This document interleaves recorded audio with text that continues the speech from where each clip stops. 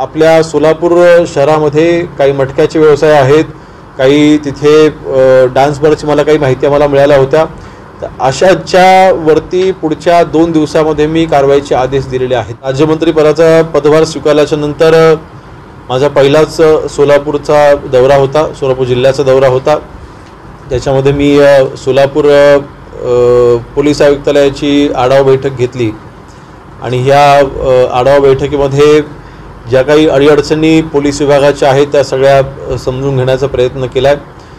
आपल्या महाराष्ट्र राज्याचे मुख्यमंत्री सन्माननीय देवेंद्र फडणवीस साहेबांच्या नेतृत्वाखाली गृह विभाग आज काम करत असताना त्यांनी आमच्यावरती जी राज्यमंत्री म्हणून जी जबाबदारी दिलेली आहे त्याकरता जे काय आमचे अधिकार आहेत त्या अधिकारामध्ये ज्या काही आढावा बैठक घ्यायची मी इथे आज प्रयत्न केला आहे।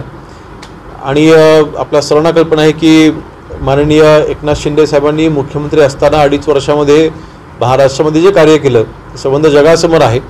त्यांच्या नेतृत्वाखाली आज शिवसेनेचा मंत्री म्हणून देखील अन्य जे काही विभागाची ती देखील जी जबाबदारी माझ्यावरती आहे राज्यमंत्री म्हणून त्याचा देखील एक संक्षिप्त आढावा मी घेतला आहे। एकंदरीत सोलापूरमध्ये 2-3 बाबींवरती मी लक्ष केंद्रित करायला पोलीस विभागाला मी सूचना केलेल्या आहेत। त्याच्यामध्ये सर्वप्रथम सायबर क्राईम म्हणजे ऑनलाईन गुन्हेगारीचे जे प्रकार जे वाढत आहेत त्याच्यावरती लक्ष देणं हे अत्यंत गरजेचं आहे। सायबरचं पोलीस स्टेशन आपल्याकडे कार्यरत आहे। जवळपास मागच्या वर्षीचा जो आढावा किंवा मागच्या वर्षीचा जो आकडा मी घेतला जवळपास 22 कोटीची आर्थिक फसवणूक ही सायबर क्राईमच्या माध्यमातून सोलापूरमध्ये झालेली दिसते।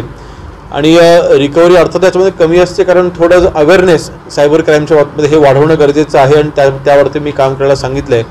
माननीय मुख्यमंत्री महोदयांच्या नेतृत्वाखाली आपण सर्वांना कल्पना आहे की महाराष्ट्र सायबर प्रोजेक्ट हा लवकरच लॉन्च देखील होतो आहे। त्याचं काम देखील सध्या चालू आहे। पुढच्या 1-1.5 महिन्यामध्ये आपण गो लाईव्ह होते म्हणजे एक आपलं सायबर क्राईम रोखण्याकरता एक आपलं विशिष्ट क्लाउड आपण तयार करतोय। AIचा वापर करून ह्याच्यामध्ये आपण सायबरवरती आपण विशेष काम करतोय। त्याच्यावरती मी लक्ष केंद्रित करायला सांगितलं आहे।